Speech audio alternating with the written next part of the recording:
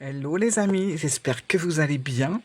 Je vous souhaite un bon dimanche. Alors, il est réellement dimanche aujourd'hui, puisque là, à l'heure où je vous parle, on est le dimanche 17 et il est 11h38. Hein, donc, je vais quand même un petit peu accélérer pour que vous puissiez voir cette vidéo dimanche et pas demain, ça serait bête.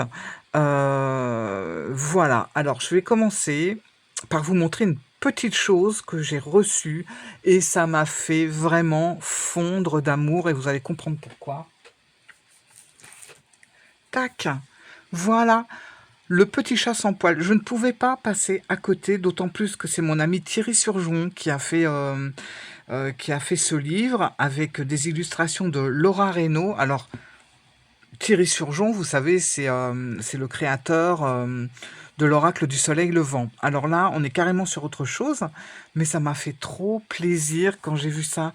C'est une belle histoire, franchement, c'est trop mignon. Et je l'ai lu, hein, bien sûr, ça se lit assez vite parce que c'est aussi pour les enfants. Et cette histoire du petit chat sans poil qui est pas comme les autres, etc. Oh là là, j'ai adoré. Et en fait, c'est vraiment une histoire pour mettre un petit peu le point sur ce qu'on appelle normal. Voilà, ce qu'il est, soi-disant, dans la société, ce qu'il n'est pas, etc. Et j'ai trouvé vraiment cette histoire très touchante. Voilà, enfin, vous savez que j'ai deux sphinx, donc ça m'a d'autant plus touchée que mes sphinx, quand je les mets en photo, quand on les voit, j'ai pas toujours de très gentils commentaires, mais je m'en fous, franchement, je m'en fous complètement. Mais voilà, il y a encore des gens qui s'arrêtent sur ce qu'ils voient, mais c'est tout. Donc ça m'a vraiment fait trop plaisir parce que ce sont pas des chats qui sont moches, enfin bon voilà quoi. Enfin, pour moi c'est les plus beaux forcément. Enfin bref, voilà, le petit chat sans poil de Thierry Surgeon et illustré par Laura Reynaud, que je vous conseille, que ce soit pour vous ou pour vos enfants. Moi, franchement, je l'ai pris pour moi, je vais le garder précieusement et voilà, ça m'a d'autant plus parlé. Donc je voulais vous le partager. Voilà. Ensuite, on va attaquer le jeu que je vais vous présenter aujourd'hui. J'espère que je vais quand même bien vous le présenter parce que il est tellement, vous savez, moi, quand il y a des jeux qui me touchent à fond, des jeux qui me plaisent beaucoup, etc., j'ai toujours du mal à rester bien droite dans mes explications, dans ma vidéo, etc. Ça part par là, ça part par là, enfin bref, j'ai du mal à suivre une ligne. Donc on va voir comment que ça se passe. Et je vais vous présenter, on va rentrer tout de suite dans le vif du sujet, le tarot originel. Alors déjà, je te remercie. Je sais que c'est une d'entre vous qui m'en a parlé il y a un petit bout de temps déjà, qui m'a demandé, tiens, il y a le tarot originel qui devrait te plaire. Il est sur Ulule, voilà, c'était un projet sur Ulule, etc. Donc, forcément, moi, quand on me parle d'un jeu qui va me plaire, j'y vais, parce que la tentation, elle n'est pas que dans un sens, elle est dans les deux sens, vous me tentez beaucoup. Combien de choses j'ai pu acheter avec vos, euh, vos recommandations. Donc j'ai été voir sur Ulule, j'ai pas participé au projet Ulule, en fait j'ai dû faire ça une fois, mais c'est tout. Et finalement, vous voyez, je vous mettrai le lien en barre d'infos du projet sur Ulule et vous allez voir finalement en haut il y a marqué que l'histoire continue et vous pouvez commander directement le jeu. Voilà. En passant, je pense, par le site ou par quelque chose de plus privé. C'est ce que j'ai fait d'ailleurs et il est arrivé et voilà, je suis super contente. Parce que bien sûr, je l'avais déjà repéré grâce à toi. Et puis après, j'ai un petit peu suivi la créatrice. Elle montrait comment elle faisait, etc. Et j'étais vraiment, j'ai beaucoup aimé sa façon de travailler. Et vous allez voir. Et ça, elle le dit et elle le redit. Et je le dis aussi. Il n'y a pas un pet d'IA dans ce jeu. Voilà, je le dis parce que ben, maintenant, ça devient quand même une denrée rare, hein, ce genre de choses. Bon, heureusement, on a encore des créateurs qui passent au-delà de ça. Mais voilà, là, il n'y a pas de IA, tout a été fait à la main. Voilà, tout simplement. Alors, je l'ai reçu, donc par le biais du site. Alors forcément, j'ai des petits goodies, mais qui sont pas comme ceux, parce qu'il y a eu d'autres présentations, hein, donc ben voilà, c'est un petit peu moins conséquent, ce qui est tout à fait normal. Donc déjà, gros pochon, assez gros pochon, et pour cause, vous allez voir les cartes, mais je m'attendais pas du tout à ça. Voilà, je m'attendais à la qualité, je m'attendais à la couleur, je m'attendais à la beauté du jeu. Aucune surprise là-dessus. En tout cas, de bonnes surprises, quoi. Euh, mais quand j'ai vu le pochon arriver, j'ai dit waouh, c'est pour le livre, c'est quoi? À savoir qu'il y a un livre, mais je ne l'ai pas pris. Maintenant, vous pouvez le prendre. Vous allez voir quand je vais vous dire le prix de ce jeu. Par les temps qui courent, franchement, je trouve que c'est super abordable. Ça reste toujours un coût, hein, les jeux, surtout les jeux auto-édités, etc. Mais quand même, là, on atteint quelque chose de super raisonnable, puisque, bah, allez, je vous le dis, moi, j'ai dû le payer 54 €, frais de port compris.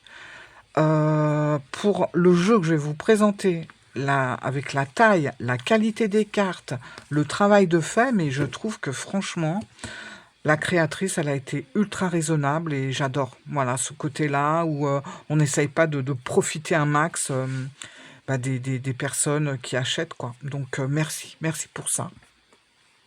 Donc, la créatrice... Alors, attendez, vous voyez, je commence à partir tout de suite dans le truc. Je vais quand même vous montrer ce que j'ai reçu en plus. Alors, un petit certificat d'authenticité. Alors, la créatrice, alors attendez, son pseudo, c'est Mini Maki Design, voilà, et un petit certificat d'authenticité. Le tarot originel ici présent est une pièce de collection issue de la première édition auto-éditée par Mini Maki en mars 2026. Voilà, et là également un petit mot. Donc, cette édition témoigne de la naissance du projet dans sa forme initiale, avant toute réinterprétation ou diffusion ultérieure. Ce tarot s'inscrit dans une démarche de création indépendante, valorisant le travail artistique et artisanal. Voilà, je crois que bah, ça fait du bien de le dire et ça fait du bien de l'entendre, quoi. Donc le petit certificat d'authenticité. J'avais aussi un petit sticker, je ne sais pas où il est parti, il est petit, mais bon, je sais pas. Bon, ah bah il est là je crois, ouais c'est ça. Voilà, petit sticker, Mini Maki. J'aime beaucoup les dessins et tout ça. Une petite carte avec son pseudo ici. J'adore les couleurs, j'adore le travail, là, c'est vraiment très très beau. Et puis, on a un tirage d'art. Et là, j'ai la carte de l'étoile. Alors, vous savez, là, c'est... alors, c'est pas du tout la même qualité que le jeu, hein. Le jeu est beaucoup plus... j'allais dire plus épais. Là, on a vraiment l'impression qu'on est sur une aquarelle. C'est comme du papier aquarelle. Et on a l'impression qu'on a... voilà, que quelqu'un nous a fait un dessin. Et c'est l'étoile, et c'est franchement magnifique. Donc moi je pense que je vais l'encadrer tout simplement. Donc le texte sur l'étoile, et puis là voilà, ce tirage d'art a été réservé aux premiers ambassadeurs de la campagne du tarot originel, placé sous le signe de l'étoile. Cette carte marque l'origine du projet et en conserve la mémoire, etc. etc. Donc je pense que bon, c'est les cartes qu'elle envoyait pour le projet Ulule, et je pense qu'il en restait quelques-unes, et puis voilà. Donc super contente, super ravie de ça. Et puis bah écoutez, maintenant on va regarder les cartes. Alors immense, bon moi j'ai des grandes mains, j'adore les grands jeux. De toute façon, pour moi un grand jeu, c'est ce qui va nous permettre, voilà, de voir vraiment les détails, et puis moi ça me, enfin je me plonge dans la carte complètement. Une petite carte, c'est pratique. Mais on n'a pas cette... on se sent pas aspiré, si vous voulez, dans le dessin, autant que les grandes cartes. Donc ouais, c'est des grandes cartes. Pour les petites mains, bah écoutez, pour les collectionneurs à petites mains, bah, je pense que ça vaut le coup. Pour ceux qui ben, voilà, qui ont des trop petites mains pour tenir le jeu, ben dommage. Voilà. Mais ça vaut le coup quand même, quoi. Petite main ou grande main, franchement, ça vaut le coup. Donc il est très grand, je connais pas la mesure, mais je vais vous montrer une carte de tarot. Attendez. Alors, j'ai pris, voilà, classique.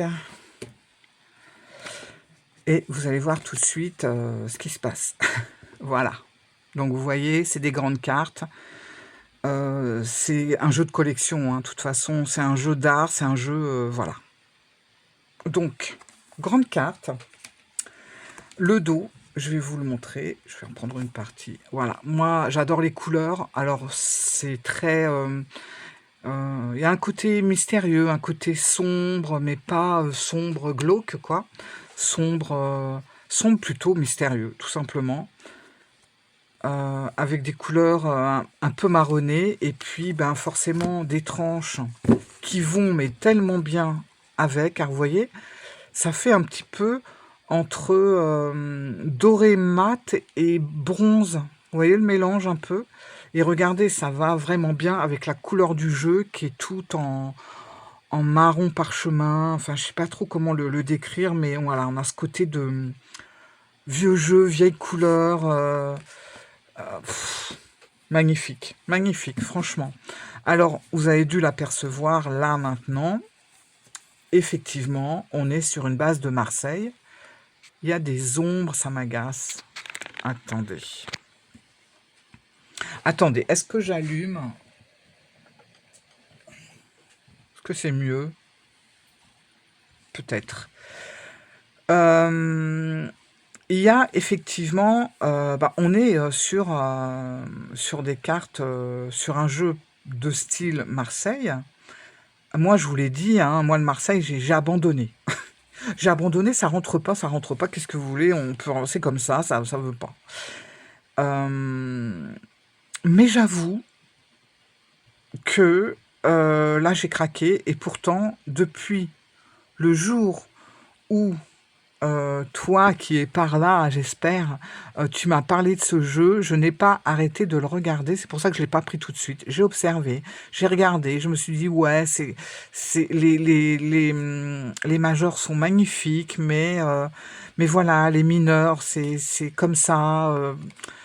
Je vais le prendre parce qu'il est beau, mais je vais pas m'en servir, blablabla, blablabla. Et puis finalement, ben voilà, ça a duré pendant plusieurs semaines où je me suis posé la question. Et quand j'ai vraiment regardé les mineurs, je me suis dit, mais moi ça me parle, qu'est-ce qui m'arrive? Les mineurs me parlent, chose qui m'a jamais parlé sur un tarot de Marseille classique. Et j'ai compris pourquoi, au final, c'est que dans les cartes, si on les regarde bien, sur les mineurs en tout cas, on a des indices, on a des petites choses, et moi tout de suite ça me fait tilt. Et ça fait du bien parce que ça, je les ai trouvées beaucoup plus vivantes et parlantes qu'un qu'un Marseille classique, et sans faire d'effort, voilà, sans essayer d'apprendre une base bien spécifique, car je sais ça va faire dresser les cheveux aux puristes du Marseille, mais bon, moi je suis pas du tout voilà, dans le Marseille, désolé de vous le dire, mais c'est pas faute d'avoir essayé à plusieurs reprises. Mais bon, voilà, c'est comme ça. Alors, je vais vous montrer petit à petit. On a des cartes de cours assez épurées, contrairement aux mineurs qui, elles, par contre, vont avoir regardé. Le sablier, est-ce qu'il n'est pas bien mis dans cette carte du set de denier? Rappelez-vous, dans le Rider-Waite-Smith, le set de denier, quelle est la carte? C'est la carte où vous savez, vous avez le personnage qui attend de pouvoir récolter le fruit de son travail, mais voilà, faut laisser maturer les choses, etc. Donc il attend, il est accoudé à sa pelle là et il attend. Bon, bah, on a un sablier. Alors, si on se rappelle un petit peu des cartes du Rider-Waite, bah, vous faites tout de suite le truc, quoi. Voilà, moi, le sablier, voilà, ça, on voit qu'il y a quand même il y a quelque chose à attendre, il faut laisser le temps, il y a du temps à prendre, enfin, vous voyez, et je trouve que c'est hyper parlant. Et la majorité des cartes mineures, c'est comme ça. Et contrairement aux cartes mineures qui ont des petites choses en plus, on a la carte de cours qui, elle, est très épurée. On a juste le personnage et tout ce qu'il y a autour a été effacé. Et ça, je trouve que c'est pas mal aussi parce que finalement, on se concentre sur le personnage. Après, je vous cache pas qu'il faut quand même apprendre un petit peu les coupes, les épées, les bâtons, etc. Voilà, quels sont leurs domaines, dans quoi on est à ce moment-là. Enfin, quand on est l'élément des coupes, par exemple. Bah, on est dans quoi? On sait qu'on est dans les émotions, voilà, hein. Et ça, c'est des bases quand même à apprendre. Il y a que 4 éléments, ça va, c'est pas trop long. Et pour vous donner une petite astuce à retenir, on va prendre un personnage. Alors, on oublie que c'est le valet de coupe, hein, voilà, on s'en occupe pas. On va faire comme ça. On prend juste le personnage. Et pour pouvoir capter les coupes, les deniers, etc., où ça va, qu'est-ce qu'on colle sur ces éléments-là, eh bien, c'est simple. Vous prenez la tête. La tête, c'est les épées. Parce que c'est les pensées, c'est le mental. Vous descendez juste en dessous du cœur. Là, on va être avec tout ce qui touche les émotions. Donc, ça va être les coupes. Ensuite, en dessous le cœur, on va aller, disons, jusqu'en bas des cuisses. Enfin, là, quoi. On va être avec les bâtons. Là, c'est tout ce qui va toucher un petit peu le côté passionnel, le côté, l'énergie, le feu, vous voyez. Et ensuite, on va vers le bas et là, on va toucher les deniers, tout ce qui est ancré, tout ce qui est pied sur terre, quoi. Vous voyez. Et comme ça, on retient. On retient plus facilement en prenant le personnage, en le décomposant en 4 morceaux. On voit à quoi correspondent les choses. Voilà, le denier ou le pentacle, c'est les pieds, c'est les jambes, c'est du concret, c'est du matériel, c'est ce qui est bien au sol. Juste au-dessus, ça va être le côté un petit peu... un petit peu... bon, je ne vais pas dire le mot parce que j'ai peur d'avoir un problème avec la vidéo, mais... vous voyez ce que je veux dire? Et tout ce qui va venir du feu intérieur, etc., du dynamisme, bon. Et puis là, vous avez le cœur, et là, les pensées, vous avez les épées. Enfin, le cœur, les coupes, et au-dessus, les épées. Voilà, j'espère que j'étais clair, parce que bon, c'est toujours pareil. Les explications et moi, ça fait 4. Donc voilà, pour retenir un petit peu les choses. Autre chose aussi que je voulais vous dire, je vous le dis maintenant ou à la fin? Ouais, je vous le dirai à la fin, si j'y pense. Donc on continue. Regardez ce 5 de denier. Regardez le tour, parce que c'est super important de regarder le feuillage des cartes.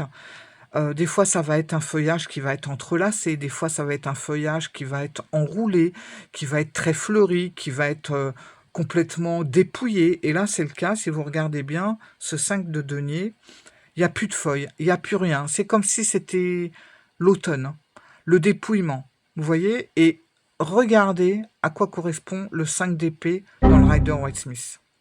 Voilà. Ça, c'est pareil. Vous voyez, on a le 8 de pentacle. Si vous regardez bien, on a des compas. Le compas, c'est aussi le travail, hein. C'est pareil, regardez dans le Rider-Waite-Smith, le 8 de denier, c'est le mec qui travaille, quoi. Vous voyez, enfin, il y a plein de choses comme ça. Voilà, là, j'ai beaucoup aimé aussi le 9 de denier. Regardez bien les détails, les racines, là, ça prend, etc. Bon, voilà. Là, on est avec le cavalier de denier. Le valet de denier, les couleurs sont magnifiques. La reine. Bon, C'était classé, mais forcément, je m'en suis servi. Donc, j'ai pas fait de tirage, de choses comme ça, parce que j'ai pas trop envie de me lancer tant que je vous ai pas présenté le jeu, parce que j'ai toujours peur d'abîmer une carte, que j'ai mes chats qui griffent ou qui grignotent une carte. Enfin bref, et après, ben voilà quoi. Donc je préfère je le touche, je le sens, je le ressens, mais je vous présente le jeu simplement après avoir vraiment... Je m'imprègne, si vous voulez, de l'essence du jeu, mais je vais pas en profondeur parce que c'est comme s'il n'était pas encore totalement à moi, puisque je ne vous l'ai pas présenté. Mais ça, je vous le dis hein, souvent, l'empereur, regardez-moi les couleurs de l'empereur, c'est tellement lumineux. C'est pour ça que c'est pas un jeu sombre du tout. C'est un jeu qui a des magnifiques couleurs. Le rouge est flamboyant, le bleu, il est perçant presque. Le vert à l'ancienne, enfin magnifique. Cavalier de coupe. Regardez le pape. Le blanc c'est pareil, le blanc il est éclatant, franchement. Et tout ça sur une base de cartes assez mat, assez sépia, on va dire. Et les couleurs ressortent, mais d'une beauté, le diable. Alors j'aime bien ce diable-là, très, voilà, il est posé, il est très sûr de lui, voilà. Vous voyez, il y a toujours des petits détails. Et moi, je trouve que les cartes, alors ça demande un petit peu quand même de s'approprier le jeu, hein, c'est clair, mais quand même, regardez, là, on a le serpent. C'est magnifique. Et je trouve qu'elles sont parlantes. Là, vous avez un œil. Tout ça, là.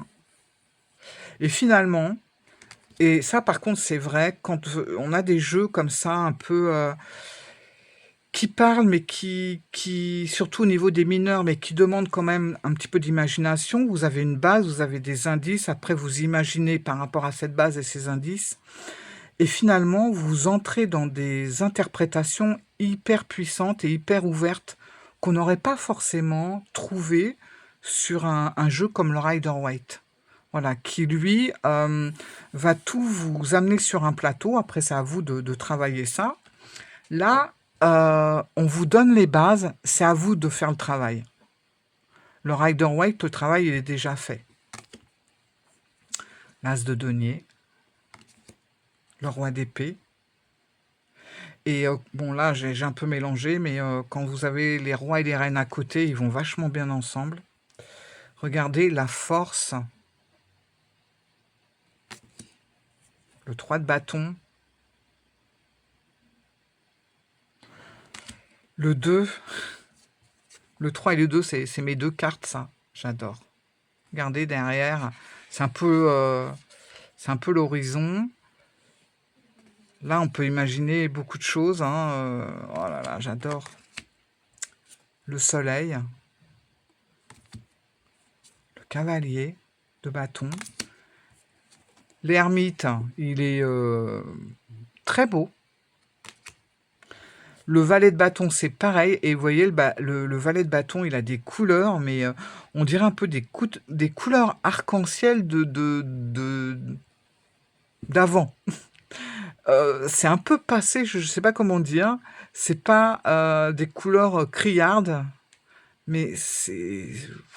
Bref, je n'ai pas de mots. 10 de bâton. Ben moi, franchement, ça me parle. Hein. Regardez ce 8 de bâton. Le 8 de bâton, c'est les 8 bâtons là qui, vous savez, qui prennent de la vitesse et c'est l'action. Et en même temps, c'est un tourbillon, le 8 de bâton. Il y a tout qui s'accélère. Ben regardez, on a un tourbillon.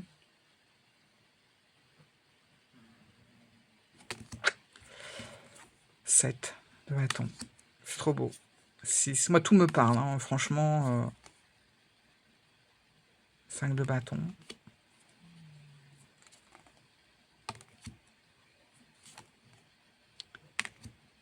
Le fou. Le mât, pardon. Il est beau aussi. Le monde. les couleurs, le 6. Regardez le 5 d'épée. Tout autour, on a une espèce de barbelé, quoi. Là, vous avez une petite pointe d'épée ensanglantée, avec la lune et les étoiles. Bon, bah celle-là, on la connaît. La roue de fortune, les couleurs, pareil, c'est magnifique. C'est très parlant, hein. Regardez la position des épées. 2 en l'air, une en bas. Après, vous en avez 4 en quinconce, je crois qu'on dit. Regardez ça. Ah, c'est complètement bloqué.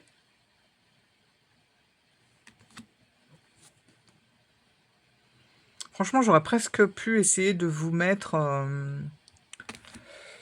le comparatif avec le Rider-Waite et les cartes du tarot originel.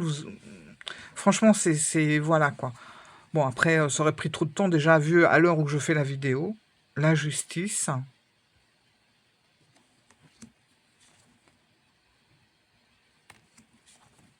Le battleur.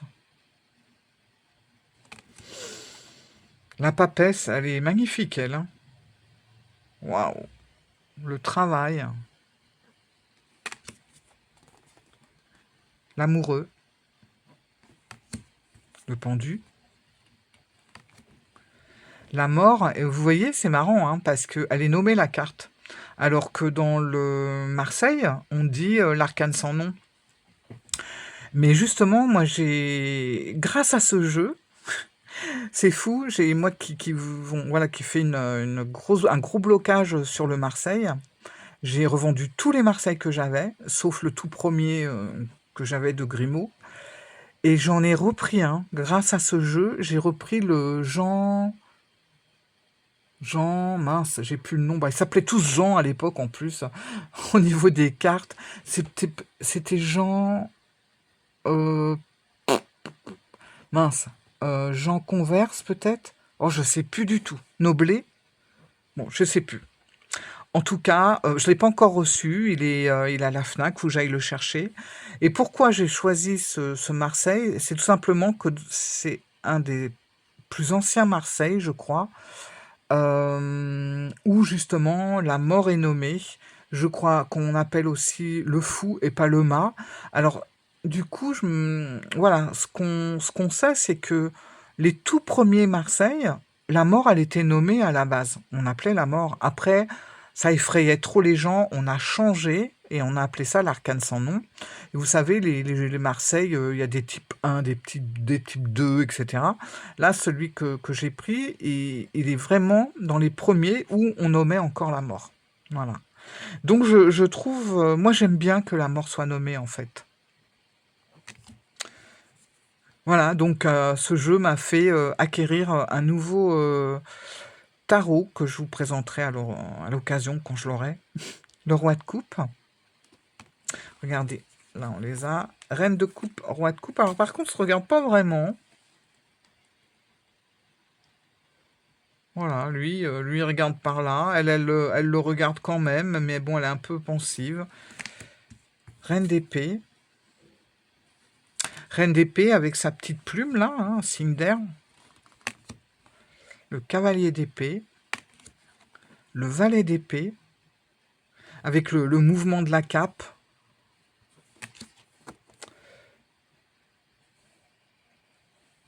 Le 10 d'épée. L'étoile, on la retrouve, hein, elle est là. Cette tour, elle est d'une beauté incroyable. Elle est tellement travaillée. C'est fou. Elle est trop belle. La tempérance. Le jugement, qui est un petit peu différent. J'aime bien. J'aime bien le jugement comme ça. La lune. C'est pareil. Elle est différente, je trouve, mais elle est bien puissante aussi. Là, bon, Voilà, vous voyez là, le 5 de coupe. Bon, ben, j'aime beaucoup celle-là, le 4 de coupe. Vous voyez? Je sais pas ce que c'est ça, ça doit être la grenade, je sais pas. Bon bref, on a un œil, on a des larmes. Regardez le 3 de coupe, tout est enlacé, voilà. Celle-là, il manque que les personnages, mais tout y est. L'as de coupe, le roi de bâton, la reine de bâton. Elle a son chat, ici. J'aime beaucoup le 2 d'épée, je trouve très parlant, vous voyez. On a les épées qui se croisent, on a un œil et puis on a un nuage quand même là, qui montre que, ben, on n'y voit pas très clair, quoi. L'as d'épée, je sais pas ce qu'il y a de noté, sur la banderole, mais je vais chercher. L'impératrice et le roi d'épée. Voilà, donc franchement, moi quand j'ai des jeux comme ça, j'ai envie de collectionner, je vous le dis. Je me refuse toujours de collectionner des jeux parce que je suis pas une collectionneuse, je suis pas une vraie collectionneuse, hein. Bon, j'en suis sûrement un peu une puisque voilà, je garde certains jeux, mais bon, j'en revends aussi beaucoup. Mais ça, c'est des jeux que je garde. Il y a des jeux comme ça qui quitteront jamais, jamais la maison. Alors, vous voyez, pour battre, voilà, faut faire comme ça, on y va doucement, parce que c'est des longues cartes. Alors, ce que j'apprécie aussi, vous savez, souvent, les longues cartes, elles ont tendance à se courber. J'ai horreur de ça, mais elles sont longues, donc voilà. Et là, franchement, non. Nickel. Donc, on va faire un tirage, juste pour voir un petit peu l'énergie que retient le jeu pour le moment, puisque voilà, hein. Après, je ferai l'espèce d'interview test pour savoir à qui j'ai affaire, mais déjà, hein, on va taper à la porte et on va voir un petit peu comment il se présente, quoi. Voilà. Allez, je prends celle-là. Et on a le 7 de coupe. Alors, le 7 de coupe, c'est la carte des options multiples, on va dire ça comme ça, et de l'imagination. Alors moi, je vais l'interpréter comme je la ressens, hein. Je ne vais pas rester dans le truc de Marseille, etc. Pour moi, le 7 de coupe, là, dans ce jeu, c'est une carte qui est riche, qui est multiple. Donc je pense que c'est un jeu qui se présente comme un jeu qui a beaucoup de facettes, beaucoup de richesses, il est fascinant. Alors, on peut aussi percevoir cette carte un peu comme une carte négative qui va indiquer que on est dans les illusions, qu'on refuse de voir la réalité en face, etc. Mais ça peut être aussi une carte très positive. Donc là, pour moi, c'est signe de grande abondance, voilà. Beaucoup de choix dans ce jeu. On peut faire beaucoup de choses, il va vraiment nous ouvrir sur beaucoup d'idées. Et il va me faire, il va me faire rêver, ça c'est clair. Que dire encore?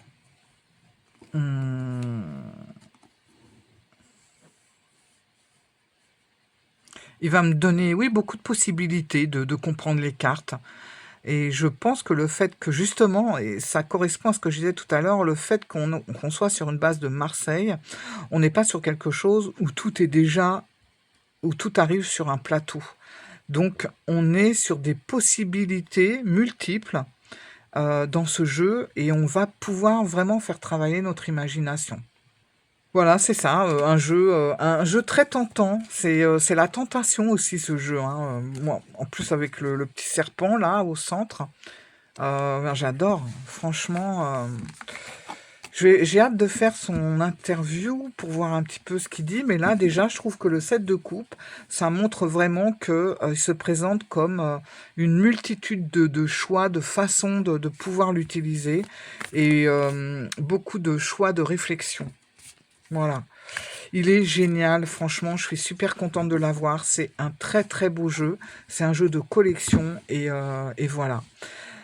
Ce que je voulais vous dire en début de vidéo, c'est que vous avez été plusieurs personnes à me demander si le livre que j'avais fait, qui était sur le Rider-Waite-Smith classique, on pouvait l'utiliser aussi sur n'importe quel autre tarot. Bah écoutez, moi j'ai envie de vous dire oui, parce que moi-même je l'utilise, hein, mon livre, parce que j'adore. Je sais pas, il y a des, voilà, il y a des cartes comme ça, et je pense que je vais essayer de l'utiliser sur Marseille pour voir. Mais sinon, sur le Rider-Waite-Smith, oui, du moment que vous avez des personnages et que ça suit quand même un minimum le Rider, si vous avez un truc qui n'a rien à voir, c'est plus compliqué. Mais effectivement, vous pouvez vous servir du livre avec n'importe quel jeu qui suit le Rider-Waite-Smith, sans aucun problème. On n'est pas obligé de rester sur le traditionnel tout le temps. Par exemple, si je prends, je sais pas, je vais essayer avec une carte, voilà. Je vais essayer avec ça, juste pour voir. Donc c'est le 8 de denier. Juste pour voir un peu ce que ça fait, parce que j'ai jamais essayé sur un Marseille. 8 de denier. Voilà. Donc vous voyez, le 8 de denier, c'est ça.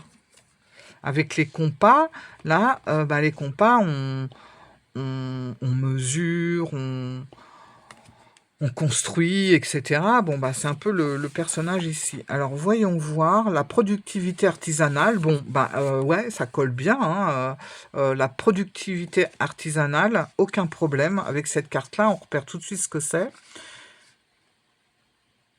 Ouais, je pense que ça le fait. Hein, 5 de denier, voyons. Hop. Bon, je me dépêche quand même. 5 de denier, c'est le portefeuille en PLS. Bon, ben ouais, effectivement, ça le fait aussi. Hein, on voit les écus, là, les deniers qui sont enfermés dans des espèces de branchages complètement dans du bois mort, quoi. Ouais, ça peut le faire. Hein, allez, on essaie un dernier. Le 4 de bâton. 4 de bâton. Alors, le 4 de bâton, vous savez, c'est la garden party. Bon, ça, là, on peut s'imaginer... En fait, il manque que les personnages. Hein. Ça fait très jardin, la grille, et puis là, on pourrait voir des personnages en train de danser. Donc, ça peut être l'entrée, la grille d'une garden party. Bon, c'est encore coupé. En tout cas, la vidéo arrive à sa fin. Je vous remercie vraiment pour...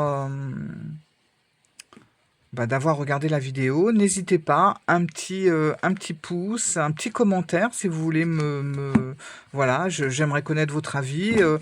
Est-ce que vous l'avez commandé? Parce que bon, je sais qu'il y a plusieurs personnes qui sont intéressées ou qui ont participé au projet Ulule pour ce tarot. Et moi, je suis vraiment ravie et je suis contente de l'avoir entre mes mains, quoi. Voilà. Je vais vous laisser là. Je vous dis, avec mon petit chat sans poil, je vous dis à très vite et je vous fais plein de bisous. Ciao les amis. Au revoir.